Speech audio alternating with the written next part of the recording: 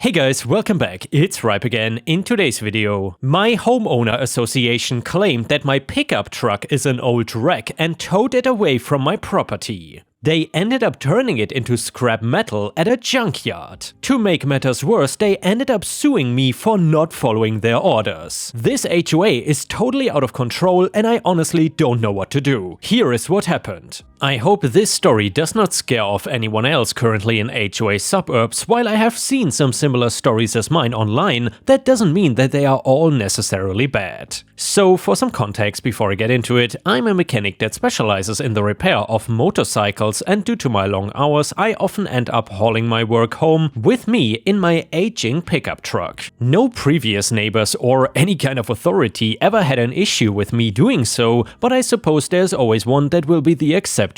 So anyway, I was watching TV in bed one blissful Sunday morning when I get a rather disturbed knock at the door. Not expecting any visitors or guests, I stumbled half asleep downstairs in my robe to solve the mystery of the Sunday knocker. It turned out to be Kate, a short middle-aged woman that took over as president of the local HOA last year when the last position holder retired.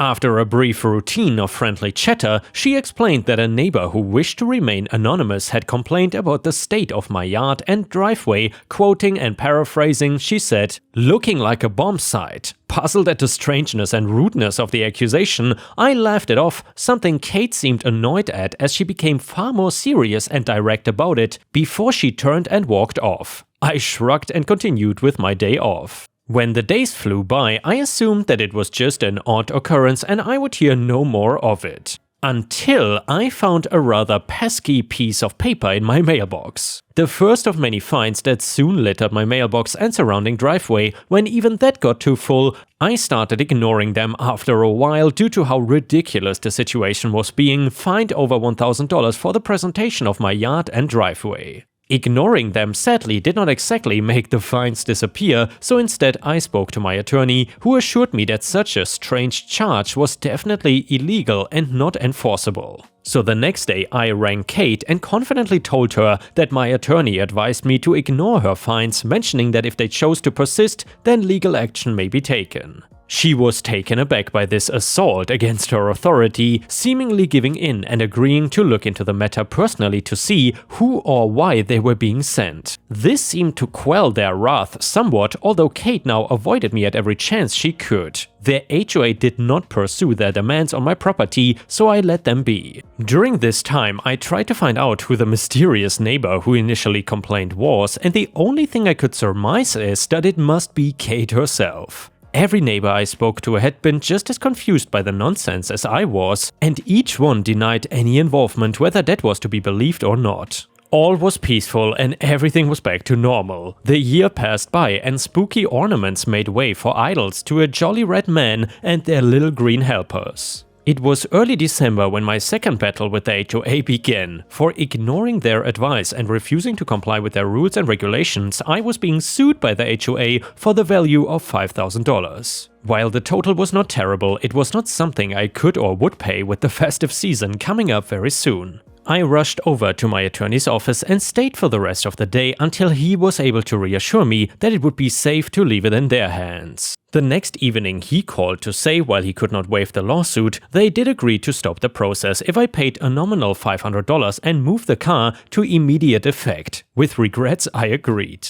I spent the next 2 days taking inventory and making room in a much cluttered garage, but it turns out that it was not immediate enough for them. In the morning, I woke up to find my pickup literally in pieces as if it had been dropped in a giant blender. I went inside to get dressed and freshen up, and when I reappeared an hour later, it had vanished entirely. An opposite neighbor working in their yard was able to tell me that it was towed shortly after I went back inside and they assumed I had called them, so it was not suspicious. My car was not only destroyed but now effectively stolen as well. In my panic, I had even forgotten that I had recently installed an array of CCTV cameras in response to a local crime spree that has shocked the county area. And on these cameras, the truth was recorded. In crystal clear night vision picture, I witnessed what looked like Kate and a few unfamiliar goons sneak onto my driveway at 4 AM, going crazy with baseball bats and small hammers in a frenzy of disaster. It was a surprise amidst this carnage I did not wake up. But at least now with this I had proof of criminal activity, and along with the earlier history between us, it piled up into a real lawsuit. The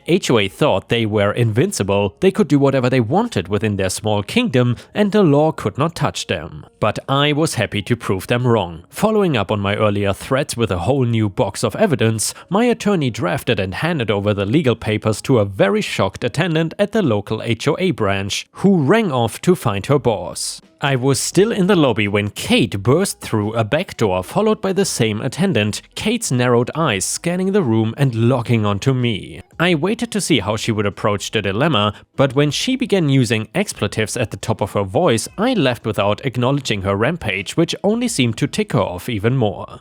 I spent the next 2 weeks before the trial ignoring requests to meet with the HOA. I expected they wanted to try and settle this quietly, but I had no interest in doing things their way. Where would be the fun in that after all? The next time I see her, she sat crowded between a few fancy HOA attorneys along the defense bench, and she glared at me continuously with the same grumpy and fiery expression she always wore. It was a difficult fight, a true underdog story of our truth versus their money, but in the end the good always triumphs. The HOA were ordered to pay a massive fine to me, and the president was issued with a restraining order due to the harassment and violent offenses. Kate was fired for her role in the fiasco and hilariously was forced to move because they now lived so close they were breaking the restraining order. And yeah, Ripe Stars, I gotta say, I am very happy for OP that the story did have a happy ending in the end. I gotta say, the HOA in this story acted more like a mafia rather than an organization that has the best interests of homeowners in mind. But then again, that goes for most HOAs if you ask me. Having an HOA that does not act like a mafia,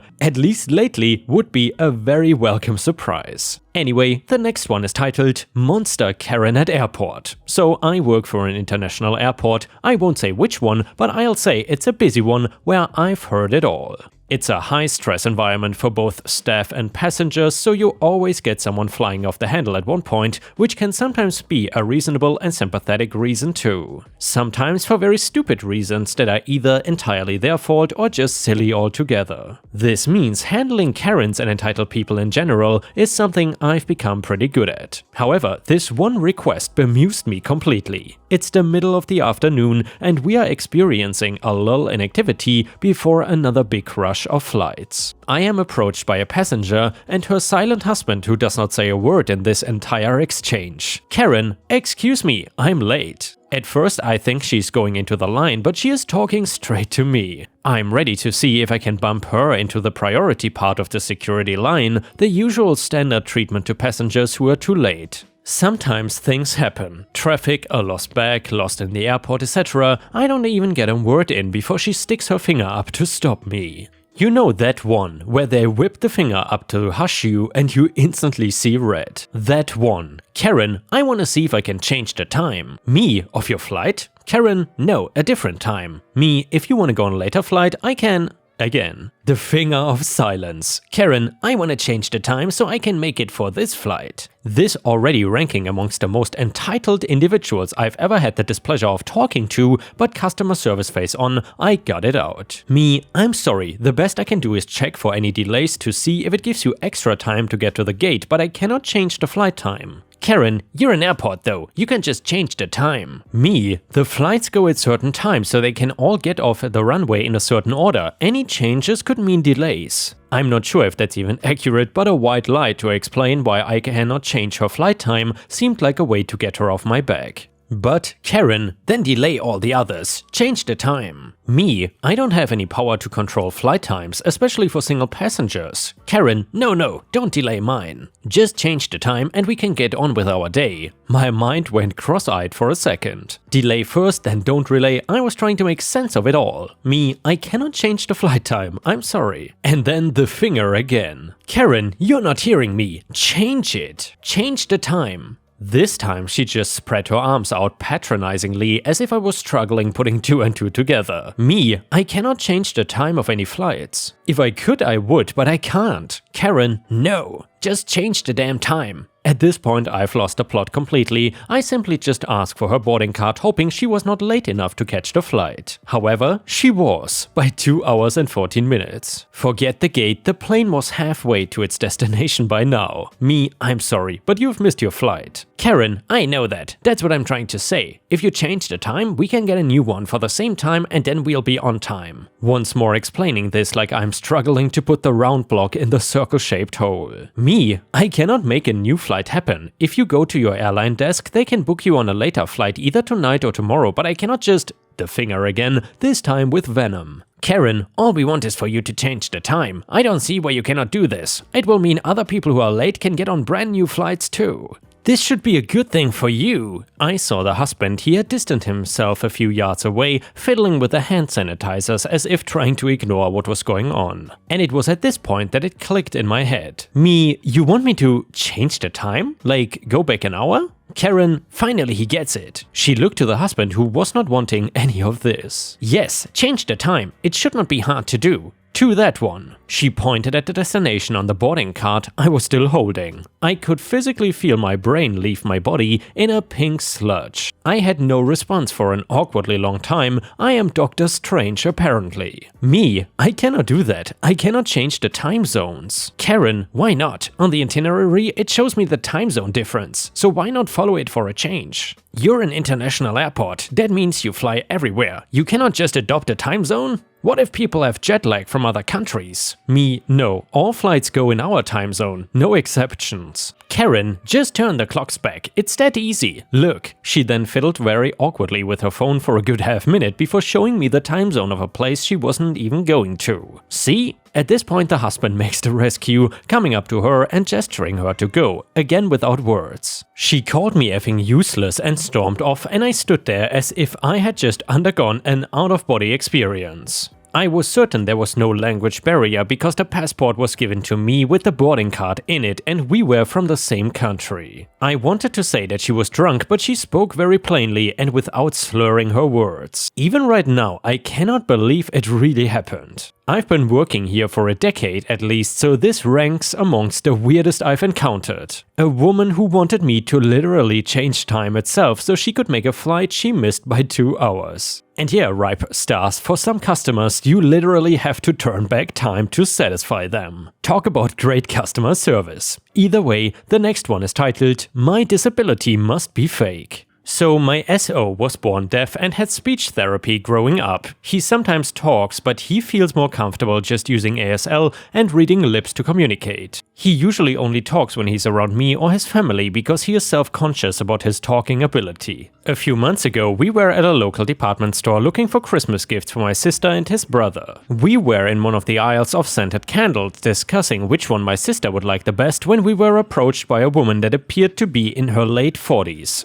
SO immediately tensed up when she drew near. She started looking at the candles and it appeared like she was not gonna bother us, so we went back to minding our own business. This one smells nice. Do you think sister's name would like it? I turned to him and smelled the candle he was holding. Yeah, she would love that. Are you stupid or something? Karen had heard SO talking and apparently he did not sound normal to her. That's incredibly rude. What's going on? SO signed. She asked if you were stupid. I signed. What's rude is you two dodging my question. Karen looked like she expected us to apologize for our so-called rude behavior. For your information, my boyfriend here is deaf. No, he's not. I just heard him talk. Deaf people don't talk. Well, some do, Karen. I know what deaf people look like. My cousin is deaf. Not all deaf people are the same. She was absolutely fuming at this point. If we were in a cartoon, I know steam would be coming out of her ears. You should respect your elders. Wisdom comes with experience, not age. And then I signed, you are hearing and stupid. Karen started throwing a tantrum in the middle of the store. The commotion got the attention of an employee. I explained to the employee what was going on and the man sighed and said, I don't get paid enough for this crap, under his breath. Ma'am, I'm going to have to ask you to please vacate the premises. Karen went on to verbally abuse the employee and then he left. When he came back, he had his manager in tow. I once again explained the situation and the manager took Karen gently by the arm and escorted her out of the store. She tried to get back in, but the manager blocked her every attempt to enter. The manager assured me that Karen would not be allowed back in. SO and I paid for our items and left out over the different exit. And yeah, Ripe stars, sometimes I want to spend a minute in silence at least to thank all of the people that work in customer service or retail or anywhere where they have to deal with entitled Karens, and maybe can even teach them a lesson to make the world a better place for all of us. And the next one is titled, He Got Caught. When I was in college, I had a weekend job as a security guard in a factory. There was not much to do except answer the phone and keep people from stealing the furniture, so mostly I sat by the back door from 7 AM to 7 PM and did my homework. Sundays were especially quiet since production was shut down, but there were always some maintenance guys working on projects that they could not do during the week. The maintenance foreman in our building ran his little empire like a low-level crime boss. One way he kept control was the weekend job assignments. Obviously, he could not assign a carpenter to a job that required a Blue Seal license or have a painter work on the electrical system. However, he might assign an HVAC tech to work as a plumber's helper. And before anyone asks, this was non-union shop. These helper jobs were very desirable. Even if they were just dragging cable for an electrician, they got paid at their normal rate, and since it was Sunday, they got double time. It was common knowledge that anyone who expected to get these helper shifts better kiss the foreman's butt. And like all crime bosses, the foreman had his small circle of toadies. It seemed that no matter what weekend jobs had to be done, those 4 guys were always scheduled, and of course the foreman was there to supervise. They had a nice little racket going. The shift was 7 AM to 3 PM. The foreman had the key to the time clock in the maintenance shop. He would always roll in at about 9 AM, reset the clock to a little before 7, punch himself and his pals in, reset the clock to a little after 3 PM, and punch them all out. Then he would cycle the power to the clock, which caused it to automatically resync with the master clock in the timekeeper's office. He and his gang were free to come and go at their convenience, and their time cards showed 8 hours. One of the other workers was the only master electrician in the building, a nice guy. He would often sit down and chat for a few minutes about the computer courses I was taking. There was no love lost between him and the foreman. The story was that the foreman got promoted over the electrician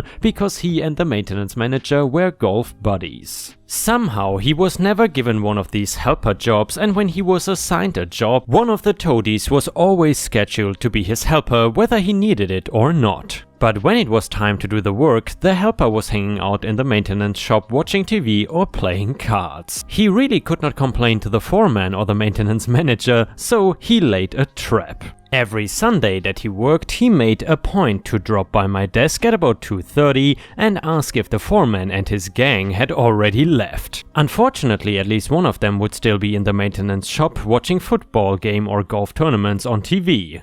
But finally one Sunday they were all gone. He told me that he found a faulty circuit breaker in the electrical panel in the maintenance shop. In order to replace it, he would have to cut power to that area. I dully noted this in my security log.